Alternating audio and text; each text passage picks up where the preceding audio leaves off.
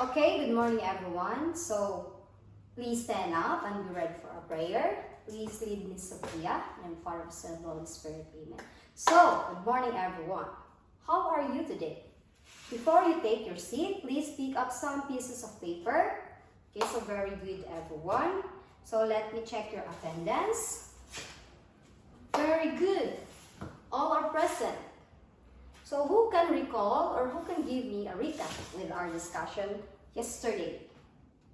So yes, very good. So now I have here a song which entitled Math Song. So this song, are you familiar with the song Are You Sleeping? So mo niya ang tuno. Ang kanta, isang tuno niya is the word or ang song na Are You Sleeping?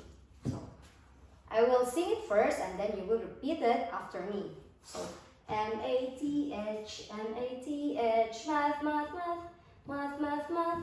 Learning math is much fun, learning math is much fun. We love math, we love math. Okay, repeat after me. Okay, so very good everyone. How are you feeling? Are you happy? Yeah? Excited? Are you all excited with our discussion today? Okay, now, I have here a scrambled words. Who can give me the exact word? Anyone? Okay, princess. Very good. This is the word fraction. So what is fraction? So fraction, it is a ratio of two numbers. So are you familiar with the word fraction? Or nakasinati na ba mo ani? So kung wala pa, atong i-explain. So, unsa ni? Yes, this is a pizza. Pizza pie or pizza. So this is a exact or concrete example sa fraction. So this pizza represents a whole. So ang fraction, kabantay mo sa baglis, which is mo ni ang kung gipkapila divide ang usa ka pizza. So gipkapila ka divide ang usa ka pizza. 1, 2, 3, 4, 5, 6, 7. So 8 ka pizza ang na-divide. So sa fraction, if I am going to shade or ako ani siyang taplakan ng isa. So bali tintahay akong gikuhaan ng isa ka part ang pizza. So pila na may nabilin? Ato na ipon. 1, 2, 3, 4, 5, 6, 7. So 7 over 8. Okay. Usa na may nakuha. Pila na yung nabilin man? So 7 over 8. So what if akong adan og isa? So pila may nakuha? Or pila may nabilin sa pizza. Okay, before that, I want you to find your partner. So with your partner, I want you to discuss o pila jud na ang nabilin sa usa ka pizza pie.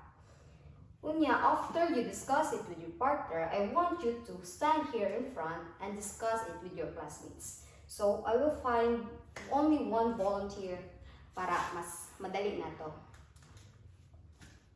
Okay, Don? So, who wants to volunteer?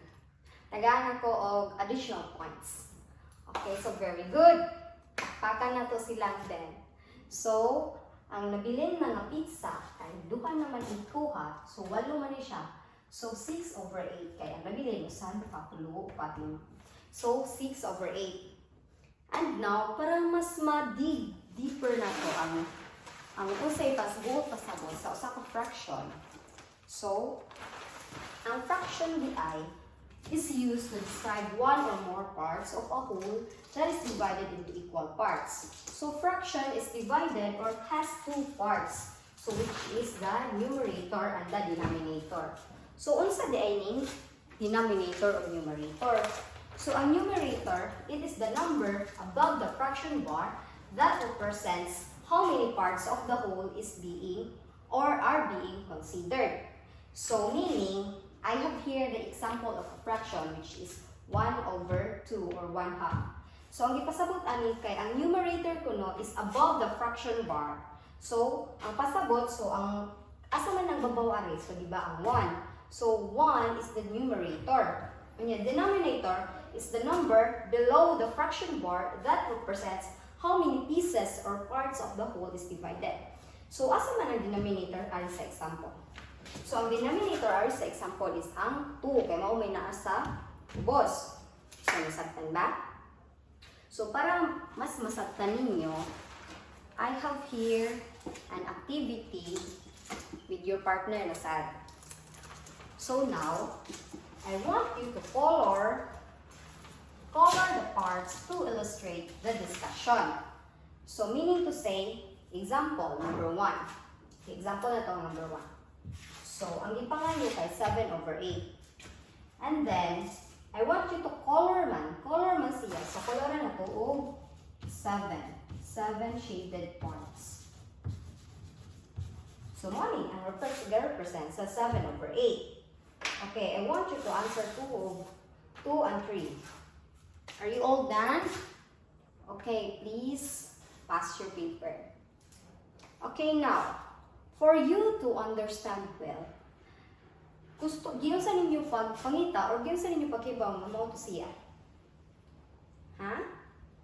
Okay, so for you to understand more or for me to know how deep or how long or how far did you understand with our discussion, I have here another activity. So, individual na ni siya. This is an individual activity. So, kare, write the fractions that being represented in the illustration. So, ang sa application na to is color man parts. So, ang sa atong evaluation is binalik. Ang color nga parts, ato ang maoy ato ang kuanon. Diba, ang pila ang gipasabot or being illustrated sa colored parts. So, kintahay. Number 1. Tulo man siya nga di-divide. So, gikoloran o kas isa. Unang 1/3. So, I want you to answer 2 and 3. Okay, are you all done? Please exchange your paper. Okay, number 2. Unsa may answer sa number 2? Yes, Smith? Okay, very good. That is 1/5. Okay, ari ka sa number 3. Who will answer? Okay, yes, Princess. Very good. That is 2/8. Okay. Unsa gali ang fraction? Yes, it is a ratio of 2 numbers. So what are the 2 parts of fractions? Yes, Gwen. Yes, the numerator and the denominator. So what is the parts of the fraction that is above the fraction bar? Yes, very good. It is the numerator. And what about below the fraction bar? Yes, it is the denominator. So now, students, I know you've learned na kay mas nakita na ko nga nakasabot na jud mo. So, I want you to get your notebook and copy this one. It will serve as your assignment. Copy this one and answer it in your house. And then you will pass this one tomorrow. So, direction. I want you to draw the pie models and color the parts to illustrate the fractions. So, examples in number 1. Examples in number 1. Diba, ang ipangayo kay 2/3. Mag-divide tag katulo.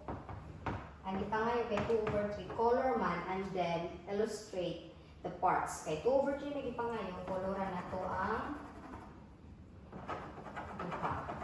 so, muna, 2/3. Copy this one, please. Are you done, copy? Okay. Please pick up some pieces of paper and then please stand up for our prayer. In Father, the Son, and the Holy Spirit. Amen. Goodbye, class. See you tomorrow.